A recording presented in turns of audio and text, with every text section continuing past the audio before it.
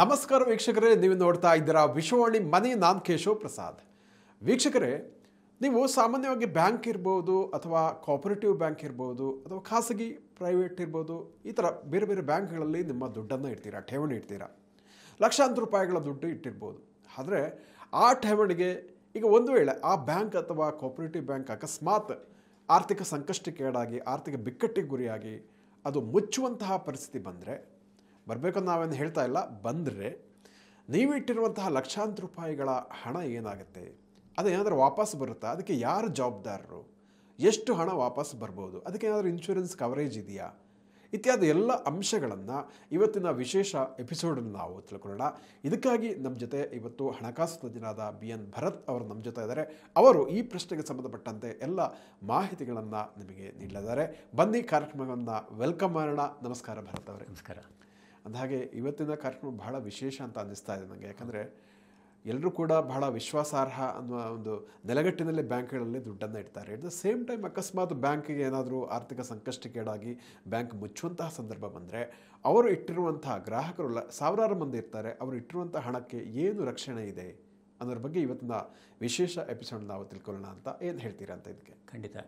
ಈ ಜನಸಾಮಾನ್ಯರು ತಮ್ಮ ಉಳಿತಾಯದ ಹಣವನ್ನು ಬ್ಯಾಂಕ್ಗಳಲ್ಲಿ ಅವರು ಬೇರೆ ಬೇರೆ ಡೆಪಾಸಿಟಲ್ಲಿ ಅಂತ ಇಟ್ಟಿರ್ತಾರೆ. ಭಾಳ ಕಷ್ಟಪಟ್ಟು ಅವರು ದುಡಿತ ಆಗಿರುತ್ತದೆ. ಅದೇ ರೀತಿಯ ಕಷ್ಟಪಟ್ಟು ಹಣ ಉಳಿತಾಯ ಮಾಡಿರ್ತಾರೆ.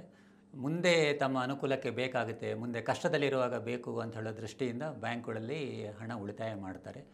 ಜನರಿಗೆ ಆದರೂ ಕೂಡ ಒಮ್ಮೊಮ್ಮೆ ಎಲ್ಲೋ ಒಂದು ಬ್ಯಾಂಕು ಏನೋ ಆಯಿತು ಅಂತ ಹೇಳುವಾಗ ಜನರಿಗೆ ಗಾಬರಿ ಆಗುತ್ತೆ. ಹೌದು, ನಾವೆಲ್ಲ ಬ್ಯಾಂಕಲ್ಲಿ ಇಟ್ಟ ದುಡ್ಡು ಸುರಕ್ಷಿತ ಆಗಿ ಇದೆಯೋ ಇಲ್ಲವೋ ಅಂತ ಹೇಳಿಕೊಂಡು ಆ ಬಗ್ಗೆ ನಾವು ಗಮನ ಹರಿಸೋಣ. ಬ್ಯಾಂಕ್ಗಳಲ್ಲಿ ಜನಸಾಮಾನ್ಯರು ಉಳಿತಾಯ ಖಾತೆ ಅಂದರೆ ಸೇವಿಂಗ್ಸ್ ಬ್ಯಾಂಕ್ ಇರ್ಬೋದು, ಅಥವಾ ಚಾಲ್ತಿ ಖಾತೆ, ಕೆಲವು ವ್ಯವಹಾರ ಮಾಡೋರು, ಬಿಸ್ನೆಸ್ ಮಾಡೋರು ಕರೆಂಟ್ ಅಕೌಂಟ್ ಇಟ್ಟಿರ್ತಾರೆ, ಅಥವಾ ಸಾಮಾನ್ಯ ಜನ ರಿಕರಿಂಗ್ ಡೆಪಾಸಿಟ್ ಅಂದರೆ ಪ್ರತಿ ತಿಂಗಳು ಕಟ್ಟುವಂಥ ಯೋಜನೆ, ಹಾಗೆ ಫಿಕ್ಸ್ಡ್ ಡೆಪಾಸಿಟ್ ಒಂದು ದೊಡ್ಡ ಮೊತ್ತವನ್ನು ಇಡೋದು, ಈ ರೀತಿ ಇಟ್ಟಿರ್ತಾರೆ. ಈ ಎಲ್ಲ ಅಕೌಂಟುಗಳಿಗೆ ಎಷ್ಟರ ಮಟ್ಟಿಗೆ ಇನ್ಶೂರೆನ್ಸ್ ಅಂತ ಇದೆಯಾ ಅಂತ ಜನರಿಗೆ ಒಂದು ಕ್ವಶನ್ ಬರುತ್ತೆ. ಏನಾದರೂ ಬ್ಯಾಂಕು, ಅದೇ ನೀವು ಹೇಳುತ್ತೆ, ಯಾವುದೋ ಒಂದು ಉದಾಹರಣೆಯಲ್ಲಿ ಏನೋ ಒಂದು ನಷ್ಟ ಆಯಿತು, ಬ್ಯಾಂಕಿಗೆ ಆರ್ಥಿಕ ಸಂಕಷ್ಟ ಆಗಿದೆ, ಆಗ ಬ್ಯಾಂಕಲ್ಲಿ ಜನಸಾಮಾನ್ಯರಿಗೆ ಇಟ್ಟ ದುಡ್ಡು ಸುರಕ್ಷಿತ ಇದೆಯಾ, ಸೇಫ್ ಇದೆಯಾ ಅಂತ ಹೇಳೋ ಪ್ರಶ್ನೆ ಬರುತ್ತೆ. ಅಂಥ ಸಂದರ್ಭ ನಾವು ಏನು ಗಮನದಲ್ಲಿ ಇಟ್ಕೊಳ್ಬೇಕು ಅಂತ ಹೇಳಿದ್ರೆ, ಎಲ್ಲ ಬ್ಯಾಂಕ್ಗಳಲ್ಲಿ ಇಟ್ಟ ದುಡ್ಡು 5 ಲಕ್ಷ ರೂಪಾಯಿವರೆಗೆ, ಈ 5 ಲಕ್ಷ ರೂಪಾಯಿ ಅಂತ ಹೇಳೋದು ಬ್ಯಾಂಕಲ್ಲಿ ಇಟ್ಟ ಡೆಪಾಸಿಟ್ ಮತ್ತು ಅದಕ್ಕೆ ಸೇರುವಂಥ ಬಡ್ಡಿ, ಇದು ಎಲ್ಲ ಸೇರಿ 5 ಲಕ್ಷ ರೂಪಾಯಿ ಆಗಿದ್ದರೆ ಅಷ್ಟರವರೆಗೆ ಸುರಕ್ಷಿತ ಆಗಿರುತ್ತೆ. ಉದಾಹರಣೆಗೆ ಸರ್ಕಾರಿ ಸ್ವಾಮ್ಯದ ಬ್ಯಾಂಕ್ ಇರ್ಬೋದು, ಖಾಸಗಿ ಕ್ಷೇತ್ರದ ಬ್ಯಾಂಕ್ ಇರ್ಬೋದು, ಅಥವಾ ಸ್ಮಾಲ್ ಫೈನಾನ್ಸ್ ಬ್ಯಾಂಕ್ ಅಂತ, ಅಥವಾ ಕೋಆಪರೇಟಿವ್ ಬ್ಯಾಂಕ್, ಈ ರೀತಿ ಯಾವುದೇ ಬ್ಯಾಂಕ್ ಆಗಿರಲಿ, ಅಲ್ಲೆಲ್ಲ ಇಟ್ಟ ದುಡ್ಡಿಗೆ ಪ್ರತಿಯೊಂದು ಬ್ಯಾಂಕಿಗೆ 5 ಲಕ್ಷ ರೂಪಾಯಿವರೆಗೆ, ಅಂದರೆ ಒಂದು ಬ್ಯಾಂಕಿನ ಒಂದು ಶಾಖೆ ಇದೆ, ಇನ್ನೊಂದು ಬ್ಯಾಂಕಿದೆ ಇನ್ನೊಂದು ಶಾಖೆ ಇದೆ, ಹಾಗೆ ಬೇರೆ ಬೇರೆ ಬ್ಯಾಂಕ್ಗಳಲ್ಲಿ 5 ಲಕ್ಷದ ರೂಪಾಯಿ ಸಿಗುತ್ತೆ. ಆದರೆ ಒಂದೇ ಬ್ಯಾಂಕಲ್ಲಿ ಬೇರೆ ಬೇರೆ ಶಾಖೆಗಳಲ್ಲಿ ಇಟ್ಟರೆ ಒಟ್ಟಾರೆ ಸಿಗುವಂಥ ಮೊತ್ತ 5 ಲಕ್ಷ. ಇನ್ನೊಂದು ಸಲ ಹೇಳ್ತೀನಿ, ಸಪೋಸ್ ಅಂತ ಒಂದು ಬ್ಯಾಂಕ್ ಇದೆ, ಆ ಬ್ಯಾಂಕಿಂದು 1, 2, 3, 4 ಅಂತ ಶಾಖೆಗಳಿರುತ್ತೆ. ಆಗ ನೀವು ಬೇರೆ ಬೇರೆ ಬ್ಯಾಂಕ್ ಶಾಖೆಗಳಲ್ಲಿ 5 ಲಕ್ಷ ರೂಪಾಯಿ ಅಂತ ಇಟ್ಟಿದ್ರೆ ಸಿಗೋದು 5 ಲಕ್ಷ ರೂಪಾಯಿ ಮಾತ್ರ. ಅದೇ ನೀವು ಬೇರೆ ಬೇರೆ ಬ್ಯಾಂಕ್ಗಳು, A bank, B bank, C bank, D bank, ಈ ಥರ ಬೇರೆ ಬೇರೆ ಬ್ಯಾಂಕ್ಗಳಲ್ಲಿ ಇಟ್ಟಿದ್ರೆ ಪ್ರತಿಯೊಂದು ಬ್ಯಾಂಕ್ಗಳು 5 ಲಕ್ಷ ರೂಪಾಯಿವರೆಗೆ ನಿಮ್ಮ ದುಡ್ಡು ಸುರಕ್ಷಿತವಾಗಿ ಇರುತ್ತೆ. ಅಂದರೆ 5 ಲಕ್ಷಕ್ಕಿಂತ ಜಾಸ್ತಿ ಹಣ ಇದ್ದರೆ ಬೇರೆ ಬೇರೆ ಬ್ಯಾಂಕಲ್ಲಿ ಇಡೋದು ಒಳ್ಳೆಯದು ಅಂತ ಹೇಳ್ತೀರಾ? ಅಂದರೆ ಬ್ಯಾಂಕ್ಗಳಿದೆ ಸಾಮಾನ್ಯವಾಗಿ ನಾವು ಭಾರತದಲ್ಲಿ ನಾವು ಗಮನಿಸಿದ ಹಾಗೆ ಸಾಮಾನ್ಯವಾಗಿ ಖಾಸಗಿ ಬ್ಯಾಂಕ್ಗಳು ಅಥವಾ ಸರಕಾರಿ ಬ್ಯಾಂಕ್ಗಳು ಎಲ್ಲಿಯೂ ವಿಫಲವಾದ ಸಂದರ್ಭಗಳು ಬಹಳ ಕಡಿಮೆ ಆಗಿದೆ, ಆಗಿಲ್ಲ ಅಂತಿಲ್ಲ. ಅಂಥ ಸಂದರ್ಭದಲ್ಲಿ ಸಾಮಾನ್ಯವಾಗಿ ಭಾರತೀಯ ರಿಸರ್ವ್ ಬ್ಯಾಂಕ್ ಅಂದರೆ RBI ಆ ಬ್ಯಾಂಕನ್ನು ಇನ್ನೊಂದು ಬ್ಯಾಂಕಿನ ಜೊತೆ ವಿಲೀನ ಅಂತ ಮಾಡಿ ಜನಸಾಮಾನ್ಯರಿಗೆ ಕಷ್ಟ ಆಗಬಾರ್ದು, ಆ ದುಡ್ಡಿಗೆ ತೊಂದರೆ ಆಗಬಾರ್ದು ಅನ್ನೋ ದೃಷ್ಟಿಯಿಂದ ಸಾಮಾನ್ಯವಾಗಿ ಬ್ಯಾಂಕು ಈ ರೀತಿಯ RBI ಈ ರೀತಿಯ ಒಂದು ಹೆಜ್ಜೆ ತೆಗೆದುಕೊಳ್ಳುತ್ತೆ. ಆದರೂ ಕೆಲವು ಕಡೆ ಅಪರೂಪದಲ್ಲಿ ಕೆಲವು ಕೋಆಪರೇಟಿವ್ ಬ್ಯಾಂಕ್ಗಳು ಅಂದರೆ ಸಹಕಾರಿ ಬ್ಯಾಂಕ್ಗಳು ವಿಫಲವಾದ ಸಂದರ್ಭಗಳು ಇದೆ. ಅಂಥ ಸಂದರ್ಭಗಳಲ್ಲಿ ಒಳ್ಳೆಯ ಸಹಕಾರಿ ಬ್ಯಾಂಕು ನೋಡಿ ಹಣವನ್ನು ಇಡ್ಬೋದು. ಆದರೆ ಅದಕ್ಕಿಂತ ಕೆಲವು ಬ್ಯಾಂಕ್ಗಳ ಬಗ್ಗೆ ಏನೂ ಗೊತ್ತಿಲ್ಲ ಅಂತಾದರೆ ನಮ್ಮ ಅಸಲು ಮತ್ತು ಬಡ್ಡಿ 5 ಲಕ್ಷವನ್ನು ಮೀರದಾಗೆ ಇಟ್ಕೊಳ್ಳೋದು ಬಹಳ ಒಳ್ಳೆಯದು. ಆದರೆ ಸಹಕಾರಿ ಬ್ಯಾಂಕ್ಗಳು ಹಾಗೆ ಒಳ್ಳೆಯ ಸಹಕಾರಿ ಬ್ಯಾಂಕ್ಗಳಿದ್ದರೆ ಅದರಲ್ಲಿ ಹಣ ಇಟ್ಟರೆ ಯಾವುದೇ ತೊಂದರೆ ಇಲ್ಲ. ಇಲ್ಲಿ ಗಮನಿಸಬೇಕಾದ ಒಂದು ಮುಖ್ಯ ವಿಷಯವೆಂದರೆ, ಈ ಕೋಆಪರೇಟಿವ್ ಸೊಸೈಟಿ ಇದೆಲ್ಲ, ಈ ಕೋಆಪರೇಟಿವ್ ಸೊಸೈಟಿಯಲ್ಲಿ ಈ ರೀತಿಯ DICGC ಅಂತ ಹೇಳೋದು ಇದರಲ್ಲಿ ವಿಮೆ ಅಂತ ಹೇಳೋದು ಅದರಲ್ಲಿ ಸಿಗೋದಿಲ್ಲ. DICGC ಅಂತ ಹೇಳಿದರೆ deposit insurance credit guarantee corporation, ಅಲ್ಲಿ ಹೆಸರೇ ಹೇಳುವಾಗೆ ಡೆಪಾಸಿಟಿಗೆ ಇರುವಂಥ ಇನ್ಶೂರೆನ್ಸು. ಆಮೇಲೆ ಇದು ಇನ್ಶೂರೆನ್ಸ್ ಅಂತೆಲ್ಲ ನಾವು ಹೇಳ್ತೀವಲ್ಲ, ಇನ್ಶೂರೆನ್ಸಿಗೆ ಜನಸಾಮಾನ್ಯರು ಅಥವಾ ಠೇವಣಿದಾರರು ಇದಕ್ಕೆ ಏನಾದರೂ ಪ್ರೀಮಿಯಂ ಕಟ್ಟಬೇಕಾ ಅಂತ ಹೇಳೋದಕ್ಕೆ ಪ್ರಶ್ನೆ ಬರುತ್ತೆ. ಸಾಮಾನ್ಯ ವಿಮೆ ಅಂದರೆ ಹಾಗೆ ಅಲ್ಲ, ಅದಕ್ಕೆ ಕಂತು ಕಟ್ಟೋದಿದೆಯಾ, ಪ್ರೀಮಿಯಂ ಇದೆಯಾ ಅಂತ. ಅದೇ ಈ ರೀತಿ DICGCಗೆ ಕಟ್ಟಬೇಕಂಥ ಪ್ರೀಮಿಯಮಲ್ಲಿ ಬ್ಯಾಂಕ್ಗಳು ಕಟ್ಕೊಂಡು ಬರುತ್ತೆ. ಬ್ಯಾಂಕ್ಗಳು ಇದರಲ್ಲಿ 100 ರೂಪಾಯಿಗೆ 12 ಪೈಸೆ ಅಂತ ಇರುತ್ತೆ. ಅದು ಲೆಕ್ಕ. ಹಾಗೆ ವರ್ಷಕ್ಕೆ 2 ಸಲ ಅವರು ಕಟ್ಟಿಕೊಂಡು ಬರಬೇಕು. ಜನಸಾಮಾನ್ಯರ ಈ ಪ್ರೀಮಿಯಮನ್ನು ವಸೂಲಿ ಮಾಡೋದಿಲ್ಲ. ಇದು ಬ್ಯಾಂಕ್ಗಳೇ ಈ ರೀತಿಯ ವಿಮಾ ಮೊತ್ತವನ್ನು ಬ್ಯಾಂಕ್ಗಳು ಭರಿಸ್ತಾ ಬರುತ್ತೆ. ಈ ರೀತಿ ವಿಮಾ ಕಂತಿನ ಮೊತ್ತವನ್ನು ಭರಿಸಿಕೊಂಡು ಬರ್ತದೆ. ಹಾಗೆ ಇನ್ನೊಂದು ಈ 5 ಲಕ್ಷ, ಹಾಗಾದರೆ ಜನರಿಗೆ ಒಂದು ಸಂಶಯ ಬರುತ್ತೆ, ಬರೀ 5 ಲಕ್ಷ ಮಾತ್ರ ಇಡಲಿಕ್ಕೆ ಸಾಧ್ಯವ ಅಂತೇಳಿ. ಹಾಗೇನಿಲ್ಲ. ಉದಾಹರಣೆ, ಮನೆಯಲ್ಲಿ ಗಂಡ ಹೆಂಡತಿ, ಮಕ್ಕಳು, ತಂದೆ ತಾಯಿ, ಹೀಗೆ ಅವರ ಹೆಸರಲ್ಲಿ ಎಲ್ಲ ದುಡ್ಡು ಇಟ್ಟ ಮೇಲೆ 5 ಲಕ್ಷ, ಒಂದು 5-6 ಜನ ಇದ್ದಾರೆ ಅಥವಾ 4-5 ಜನ ಇದ್ದರೆ 20 ಲಕ್ಷ 25 ಲಕ್ಷ ಇಡೋದಕ್ಕೆ ಯಾವುದೇ ತೊಂದರೆ ಇಲ್ಲ. ಇದನ್ನು ಗಮನದಲ್ಲಿ ಇಟ್ಕೊಳ್ಬೇಕು. ಆಮೇಲೆ ಕೆಲವರು ಜಂಟಿ ಖಾತೆ, ಜಾಯಿಂಟ್ ಅಕೌಂಟ್ ಅಂತ ಓಪನ್ ಮಾಡ್ತಾರೆ.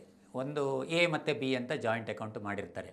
ಆಗ ಅಂಥ ಸಂದರ್ಭದಲ್ಲಿ 5 ಲಕ್ಷದವರೆಗೆ ಬಂದಿರುತ್ತೆ.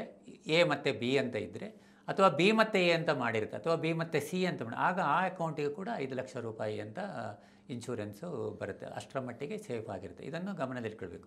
ಸಿಂಗಲ್ ಅಕೌಂಟ್ ಆಗಿದ್ದರೆ, ಅಂದರೆ ಅವ್ರದ್ದು ಒಬ್ಬರ ಹೆಸರಲ್ಲಿ ಮಾತ್ರ ಅಕೌಂಟ್ ಇದ್ದರೆ ಆಗ 5 ಲಕ್ಷ ಮಾತ್ರ ಬರುತ್ತೆ. ಜಂಟಿ ಅಕೌಂಟ್ ಆದರೆ ಸಪರೇಟ್ ಆಗಿದ್ದರೆ ಅದನ್ನು 5-5 ಲಕ್ಷ ಅಂತ ಬರುತ್ತೆ. ಸರ್, ಇವಾಗ ಒಂದು ಬ್ಯಾಂಕ್ DICGC ವ್ಯಾಪ್ತಿಯಲ್ಲಿದೆ, 5 ಲಕ್ಷವರೆಗೆ ಇನ್ಶೂರೆನ್ಸ್ ಕವರ್ ಸಿಗುತ್ತೆ. ಆ ಬ್ಯಾಂಕ್ ಅಕಸ್ಮಾತ್ ಅದು ಏನೋ ಕಾರಣಕ್ಕೆ ಅದು ಕೊಲಾಪ್ಸ್ ಆಯಿತು, ಬಾಗಿಲು ಮುಚ್ಚುವಂಥ ಪರಿಸ್ಥಿತಿ ಬಂತು. ಅಂಥ ಸಂದರ್ಭದಲ್ಲಿ ಈ ಹೂಡಿಕೆದಾರರಿಗೆ ಸಾಮಾನ್ಯವಾಗಿ ಈ 5 ಲಕ್ಷ ವಿಮೆ ಕವರೇಜ್ ಯಾವಾಗ ಸಿಗುತ್ತೆ, ಆ ಪ್ರೊಸೀಜರ್ ಯಾವ ರೀತಿ ಇರುತ್ತೆ, RBI ಯಾವಾಗ ಇಂಟರ್ಫಿಯರ್ ಆಗುತ್ತೆ, ಇತ್ಯಾದಿ ಮಾಹಿತಿಗಳನ್ನು ಹೇಳ್ತೀರಾ ಅಂತ. ಸಾಮಾನ್ಯವಾಗಿ ಯಾವುದಾದ್ರೂ ಬ್ಯಾಂಕು ವೈಫಲ್ಯ ಅನುಭವಿಸಿದರೆ, ಸಾಮಾನ್ಯವಾಗಿ ಆಗೋದಿಲ್ಲ, ಎಲ್ಲಿಯಾದರೂ ಒಂದು ಈ ರೀತಿ ಪ್ರಸಂಗ ಬಂದರೆ ಜನರಿಗೆ ಗಾಬರಿ ಆಗ್ತಾರೆ. ತಾವು ಅದರಲ್ಲಿ ಇಟ್ಟ ದುಡ್ಡು ಏನಾಯಿತು ಅಂತ ಹೇಳಿಕೊಂಡು. ಇದರಲ್ಲಿ ಮುಖ್ಯವಾಗಿ ಗಮನಿಸಬೇಕಾದ ವಿಷಯ ಅಂತ ಹೇಳಿದರೆ, ಇಟ್ಟ ದುಡ್ಡು 5 ಲಕ್ಷಕ್ಕಿಂತ ಮೇಲೆ ಇದ್ದರೆ, 5 ಲಕ್ಷಕ್ಕಿಂತ ಅಸಲು ಬಡ್ಡಿ ಸೇರಿ 5 ಲಕ್ಷಕ್ಕಿಂತ ಮೇಲೆ ಇದ್ದರೆ, ಅಂಥ ಸಂದರ್ಭದಲ್ಲಿ 5 ಲಕ್ಷದವರೆಗೆ DICGC ಅವರ ಲಿಮಿಟ್ ಇರುವ ಕಾರಣ, ಇನ್ಶೂರೆನ್ಸ್ ಇರುವ ಕಾರಣ 5 ಲಕ್ಷದವರೆಗೆ ದುಡ್ಡು ಸಿಗುತ್ತೆ.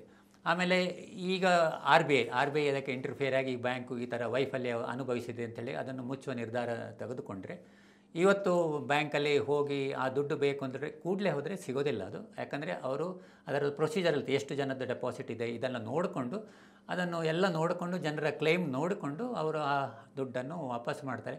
ಸಾಮಾನ್ಯವಾಗಿ ಇದಕ್ಕೆ 15 ದಿವಸದಿಂದ 30 ದಿವಸ, ಅಂದರೆ 1 ತಿಂಗಳೊಳಗೆ ಈ ದುಡ್ಡು ಬರುತ್ತೆ. ಇವತ್ತು ನೀವು ಅದಕ್ಕೆ ಕ್ಲೇಮ್ ಹಾಕಿ ನಾಳೆ ಬರುತ್ತೆ ಅಂತಾರೆ, ಇಲ್ಲ, ನಾಳೆ ಸಿಗೋದಿಲ್ಲ. ಅದಕ್ಕಾಗಿ ಸ್ವಲ್ಪ ಸಮಯ. ಕೆಲವು ಸಲ ಏನಾಗುತ್ತೆ, ನೀವು ಬ್ಯಾಂಕಲ್ಲಿ RBI ಕೂಡ ಗೈಡ್ಲೈನ್ಸ್ ಕೊಡುತ್ತೆ, ನೀವು ದಿವಸಕ್ಕೆ ಒಂದು 5,000 ಕೊಡ್ಬೋದು ಅಥವಾ 10,000, ಆ ರೀತಿ ಪಡ್ಕೊಳ್ಬೋದು. ಅಥವಾ ಅದನ್ನು ಕೆಲವು ದಿವಸ, 15 ದಿವಸ ಅಥವಾ 30 ದಿವಸ ಒಳಗಡೆ ಎಲ್ಲ ಮೊತ್ತವನ್ನು ವಾಪಸ್ ಸಿಗುತ್ತೆ. ಇಲ್ಲಿ ಇನ್ನೊಂದು ಗಮನಿಸಬೇಕಾದ ವಿಷಯ ಅಂದರೆ, ಈ 5 ಲಕ್ಷ ಮೊತ್ತ ಅಂತ ಹೇಳಿರೋದು, ಇದು ಎಲ್ಲ ಖಾತೆಗಳನ್ನು ಸೇರಿ, ಅಂದರೆ ಉಳಿತಾಯ ಖಾತೆ ಇರ್ಬೋದು, ಅಥವಾ ಅಲ್ಲಿರುವ RD ಅಕೌಂಟ್ ಇರ್ಬೋದು, ಅಥವಾ ಫಿಕ್ಸ್ಡ್ ಡೆಪಾಸಿಟ್, ಇದೆಲ್ಲ ಸೇರಿಕೊಂಡು ಆ ಸಂಸ್ಥೆ, ಆ ಬ್ಯಾಂಕಿನ ಬೇರೆ ಬೇರೆ ಶಾಖೆ ಎಲ್ಲ ಸೇರಿಕೊಂಡು ಒಟ್ಟಾರೆ ಅಸಲು ಬಡ್ಡಿ 5 ಲಕ್ಷದವರೆಗೆ ಮಾತ್ರ ಅಂತ ಸಿಗುತ್ತೆ. ಸಪೋಸ್ ನಿಮ್ಮ ಒಟ್ಟಾರೆ ಮೊತ್ತ ಅಲ್ಲಿರೋದು 4 ಲಕ್ಷ, ನಿಮಗೆ ಸಿಗುವ ಮೊತ್ತ 4 ಲಕ್ಷ. ಆ ಬ್ಯಾಂಕಲ್ಲಿ ನಿಮ್ಮದು 8 ಲಕ್ಷ ಇದೆ, ನಿಮಗೆ ಸಿಗುವಂಥ ಮೊತ್ತ 5 ಲಕ್ಷ. ಇದನ್ನು ಗಮನದಲ್ಲಿ ಇಟ್ಕೊಳ್ಬೇಕು. ನಮ್ಮ ವೀಕ್ಷಕರಿಗೆ ಇಷ್ಟು DICGC ಪ್ರೊವೈಡ್ ಮಾಡುವಂತಹ ಇನ್ಶೂರೆನ್ಸ್ ಕವರೇಜ್ ಬಗ್ಗೆ, ಮುಖ್ಯವಾಗಿ ಬ್ಯಾಂಕಲ್ಲಿ ಹಣ ಇಡುವಂಥ ಸಂದರ್ಭದಲ್ಲಿ ಇನ್ ಕೇಸ್ ಆ ಬ್ಯಾಂಕ್ ಏನಾದರೂ ಹೆಚ್ಚು ಕಮ್ಮಿಯಾಗಿ ಕೊಲಾಪ್ಸ್ ಆಗುವಂಥ ಸಿಚುವೇಶನ್ ಬಂದರೆ, ಅವರ ಇನ್ಶೂರೆನ್ಸ್, ಅವರ ಡೆಪಾಸಿಟ್ ಹಣ ಯಾವ ರೀತಿ ಅದಕ್ಕೆ ಸಂಬಂಧಪಟ್ಟ ಹಾಗೆ DICGC ಒಂದು ಪ್ರೊಟೆಕ್ಷನನ್ನು ಕೊಡುತ್ತೆ ಅನ್ನೋದ್ರ ಬಗ್ಗೆ ಸಾಕಷ್ಟು ಉಪಯುಕ್ತವಾದ ಮಾಹಿತಿಯನ್ನು ತಿಳಿಸಿಕೊಟ್ಟಿದ್ದಕ್ಕಾಗಿ ಧನ್ಯವಾದಗಳು. ಜನರ ಮೊತ್ತ ಬ್ಯಾಂಕ್ಗಳು ಸುರಕ್ಷಿತವಾಗಿ ಇರುತ್ತೆ. ಆದರೆ ನಾವು ಟೆಕ್ನಿಕಲ್ ಆಗಿ ನೋಡಬೇಕಾದ್ರೆ ಎಷ್ಟರ ಮಟ್ಟವರೆಗೆ ವಿಮೆ ಸಿಗುತ್ತೆ ಅಂತೇಳಿದ್ರೆ 5 ಲಕ್ಷ ಅಂತೇಳೋ ದೃಷ್ಟಿಯಿಂದ ಈ ಕಾರ್ಯಕ್ರಮ ನಾವು ಮಾಡಿದ್ದೀವಿ. ಆಮೇಲೆ ಈ ಮೊತ್ತವನ್ನು 5 ಲಕ್ಷ ಬಹಳ ವರ್ಷ ಹಿಂದೆ ಇದನ್ನು ಮಾಡಿದ್ದು. ಈ ಮೊತ್ತವನ್ನು ಬಹುಶಃ ಕೆಲವು ಸಮಯದ ಬಳಿಕ RBI ಈ ಮೊತ್ತವನ್ನು ಹೆಚ್ಚು ಮಾಡುವಂಥ ಸಂದರ್ಭಗಳು ಖಂಡಿತ ಇದೆ. RBI ಇನ್ ಕೇಸ್ ಹೆಚ್ಚು ಮಾಡಿದರೆ ಜನರಿಗೂ ಅನುಕೂಲ ಆಗುತ್ತೆ. ಖಂಡಿತ ಹೌದು. ವೀಕ್ಷಕರೇ, ಇಂತಹ ಮತ್ತಷ್ಟು ಉಪಯುಕ್ತ ವಿಡಿಯೋಗಳಿಗೆ ವಿಶ್ವವಾಣಿ ಮನಿ ಯೂಟ್ಯೂಬ್ ಚಾನಲನ್ನು ವೀಕ್ಷಿಸಿ ಹಾಗೂ ಸಬ್ಸ್ಕ್ರೈಬ್ ಮಾಡಿ. ವಂದನೆಗಳು.